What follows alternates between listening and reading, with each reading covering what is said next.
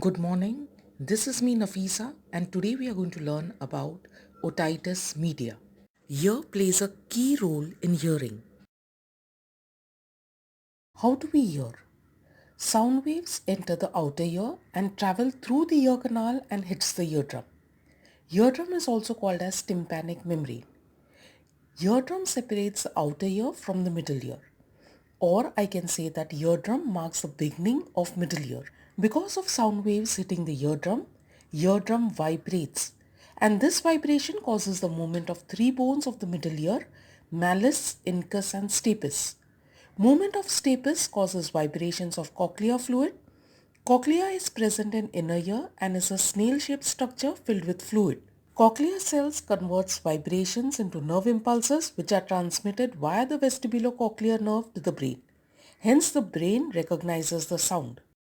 Summarizing, the ear is divided into three parts: outer ear or external ear, middle ear, inner ear or internal ear.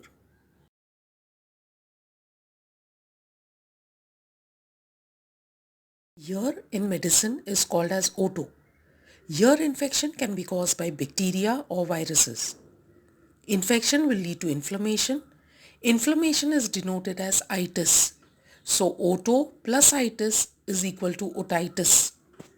Infection and inflammation of outer ear or ear canal is called as otitis externa. Otitis externa is also called as swimmer's ear, as during swimming, ear canal is in continuous exposure to the water, leading to redness and swelling or inflammation of outer ear. Infection and inflammation of inner ear is called as otitis interna.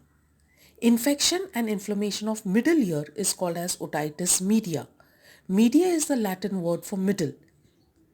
We can call it as otitis media or acute otitis media, or sometimes this is also referred to as ear infection. Why the word acute? Because this infection occurs suddenly.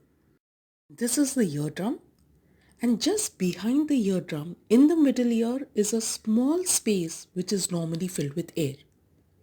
There is a thin tube that connects middle ear to the back of the nose or the nasopharynx.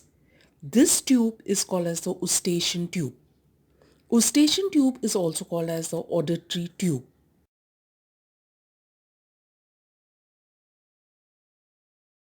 What are the functions of the Eustachian tube? Eustachian tube helps to maintain normal air pressure between the outer ear and the middle ear. That's the reason when there is change in surrounding air pressure, example when we are in an aeroplane, our ears get blocked for some time. So chewing gum is advised so that air pressure is equalized between the nasopharynx and the middle ear. Second function of Eustachian tube is Eustachian tube is lined with mucous membrane which secretes mucus continuously. Mucus protects middle ear from bacteria and viruses and hence prevents infections in the middle ear. But for the middle ear to function properly, Eustachian tube needs to be clear. That is, this mucus produced has to be drained out of the middle ear continuously. Who helps in doing so? Cilia. What are cilia? Cilia are hair-like projections present in the entire lining of the Eustachian tube. Cilia helps in drainage of mucus from the middle ear to the nasopharynx, thereby helps to clear secretions from the middle ear. Summarizing the three functions of Eustachian tube. Eustachian tube equalizes air pressure on both the sides of the eardrum. Eustachian tube protects the middle ear from bacteria and viruses that may cause infections. And Eustachian tube drains secretions from the middle ear. Children are more likely than adults to get otitis media because of the anatomical difference in the Eustachian tube. A child's Eustachian tube is more shorter and more horizontal, which makes them more difficult to drain mucus. Therefore, Eustachian tube gets blocked easily. This allows for easier spread of infection from the nasopharynx to the middle ear. Hence, chances of ear infection is more in children than in adults. What causes acute otitis media? When a person is suffering from respiratory infection or allergy or cold, this leads to swelling and congestion of the nose. Hence, the Eustachian tube becomes blocked and hence mucus cannot be drained from the middle ear, causing accumulation of mucus behind the eardrum. This allows the secondary growth of bacteria and viruses in the ear. Most common bacteria causing otitis media are Streptococcus pneumoniae, Haemophilus influenzae, Moraxella catarrhalis. Growth of bacteria and viruses in the ear leads to infection of middle ear called as acute otitis media.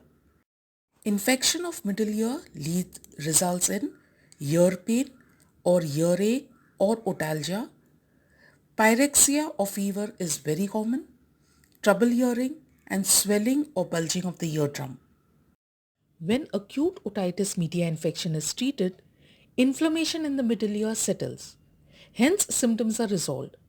However, there is often residual fluid or effusion in the middle ear cavity and hence named as otitis media with effusion.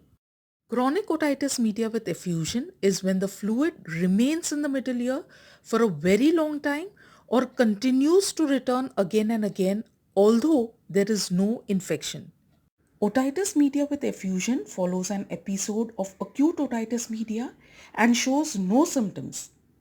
Although occasionally a feeling of fullness is described and it may affect his or her hearing. Unfortunately, although otitis media with effusion is asymptomatic, but it is still potentially an environment for reinfection and this can cause recurrent otitis media.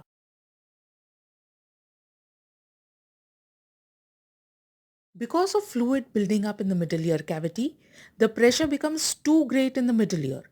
This increased pressure can rupture the eardrum or in simple words causes hole in the eardrum. This is called as suppurative otitis media. Suppurative otitis media is characterized by excessive ear discharge termed as otorrhea. Suppurative otitis media can become chronic and is thus termed as chronic suppurative otitis media.